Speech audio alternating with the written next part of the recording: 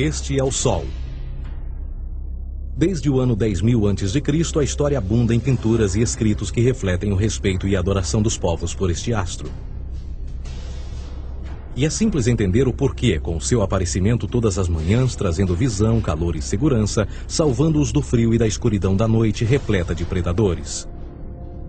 Sem ele, todas as culturas perceberam que não haveriam colheitas nem vida no planeta.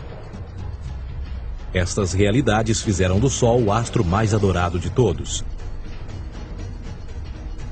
Todavia, muitos estavam atentos também às estrelas. As estrelas formavam padrões que lhes permitiam reconhecer e antecipar eventos que ocorrem de tempos em tempos, tais como eclipses e luas cheias. Eles catalogaram grupos celestiais daquilo que conhecemos hoje como constelações. Esta é a Cruz do Zodíaco, uma das mais antigas imagens na história da humanidade. Ela representa o trajeto do Sol através das 12 maiores constelações no decorrer de um ano. Ela também representa os 12 meses do ano, as 4 estações, solstícios e equinócios. O termo zodíaco está relacionado com o fato das constelações serem antropomorfismos ou personificações, como pessoas ou animais. Por outras palavras, as primeiras civilizações não só seguiam o Sol e as estrelas, como também as personificavam através de mitos que envolviam seus movimentos e relações. O Sol, com o seu poder de dar vida e de salvar, também foram personificados como se representasse um Criador ou um Deus. Deus Sol, a luz do mundo, o Salvador da humanidade.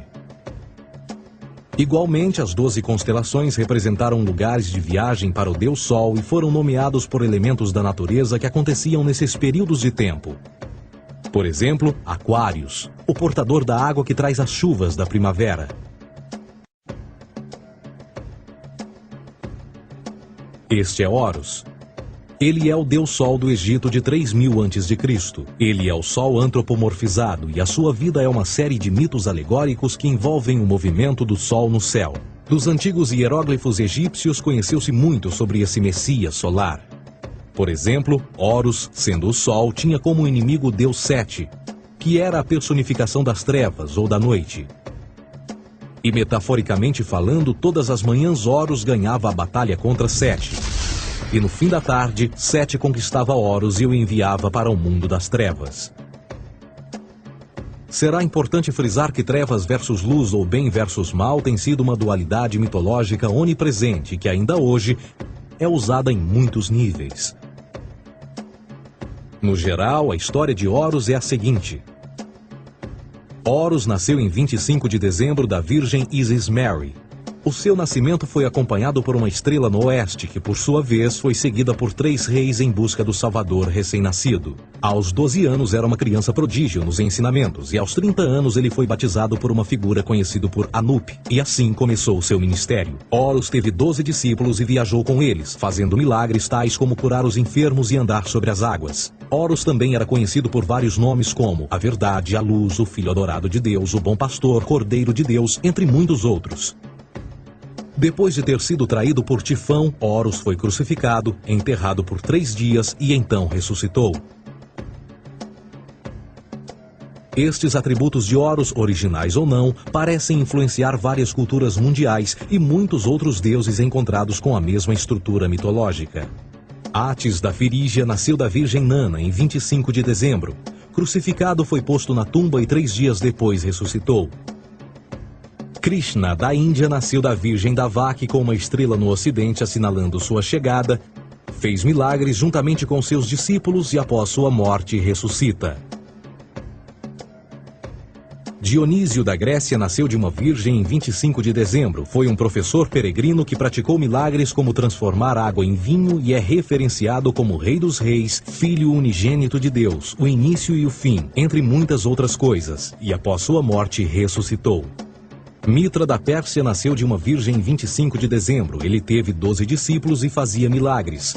E após sua morte foi enterrado por 3 dias e então ressuscitou. Ele também foi chamado de a Verdade, a Luz, entre outros. Curiosamente, o dia sagrado de adoração a Mitra era um domingo. O O que importa salientar é que existiram inúmeros salvadores em diferentes períodos em diversos lugares da Terra que preenchem essas mesmas características. A pergunta que não quer calar: o porquê desses atributos? Por que o nascimento de uma virgem em 25 de dezembro? Por que a morte e a ressurreição após 3 dias? Por que os 12 discípulos ou seguidores? Para descobrirmos, vamos examinar o mais recente dos Messias solares.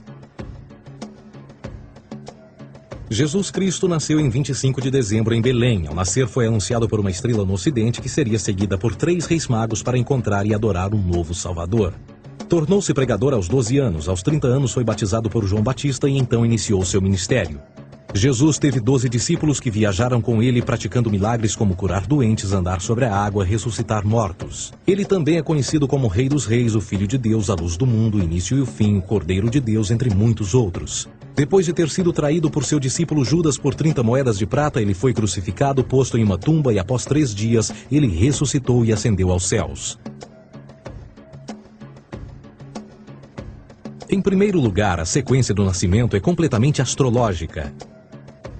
A estrela no ocidente é Sírius, a mais brilhante do céu noturno, que a cada 24 de dezembro se alinha com outras 3 estrelas brilhantes no cinturão de Órion. Essas 3 estrelas brilhantes são chamadas hoje, como eram na antiguidade, 3 reis, 3 Marias no Brasil e Portugal. Os 3 reis e a estrela mais brilhante, Sírius, todas apontam para o nascer do Sol em 25 de dezembro. Esta é a razão pela qual os 3 reis seguem a estrela a oeste em uma ordem que apontam ao amanhecer. O nascimento do Sol.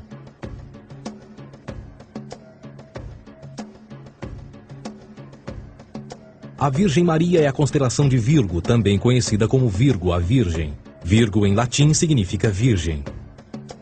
Virgo também é conhecida como a casa do pão. E a representação de Virgo é uma virgem segurando um feixe de espigas de trigo. Esta casa do pão e o seu símbolo das espigas de trigo representa agosto e setembro, a época das colheitas. Por sua vez, Belém é a tradução ao pé da letra de a casa do pão. Belém também é a referência à constelação de Virgem, um lugar no céu, não na terra. Existe outro fenômeno muito interessante que ocorre em 25 de dezembro, é o solstício de inverno. Do solstício de verão ao solstício de inverno, os dias se tornam mais curtos e frios. Da perspectiva de quem está no hemisfério norte, o sol parece se mover para o sul, ficar menor e mais fraco. O encurtamento dos dias e o fim das colheitas conforme se aproxima o solstício de inverno, simbolizando o processo de morte. Era a morte do sol. Pelo 22º dia de dezembro, o falecimento estava completamente realizado e faz com que atinja seu ponto mais baixo no céu. Aqui algo curioso acontece. O Sol para de se mover por 3 dias. Durante estes 3 dias, o Sol fica pelas redondezas da constelação do Cruzeiro do Sul, ou Alfa Crucis. Depois desse período, em 25 de dezembro, o Sol se move 1 grau, dessa vez para o norte, trazendo perspectiva de dias maiores, mais calor e a primavera. E assim se diz: o Sol morreu na cruz, ficou morto por 3 dias, apenas para ressuscitar ou nascer mais uma vez. Esta é a razão pela qual Jesus e muitos outros deuses solares compartilham da ideia de crucificação, morte por 3 dias e o conceito da ressurreição. É o período de transição do Sol antes de mudar para a direção contrária no hemisfério norte, trazendo a primavera e assim a salvação. Todavia, eles não celebram a ressurreição do Sol até o equinócio da primavera, ou Páscoa. Isto é porque no equinócio da primavera o Sol domina oficialmente o mal, as trevas, assim como o período diurno se torna maior que o noturno. E o revitalizar da vida na primavera emerge. Agora, provavelmente, a analogia mais óbvia de todas neste simbolismo astrológico são os 12 discípulos de Jesus. Eles são simplesmente as 12 constelações do zodíaco com que Jesus, sendo o Sol, viaja. De fato, o número 12 está sempre presente ao longo da Bíblia.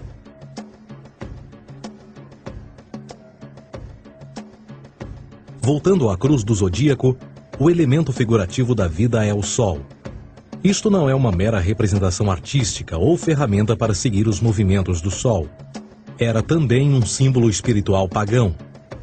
Uma logografia similar a isto.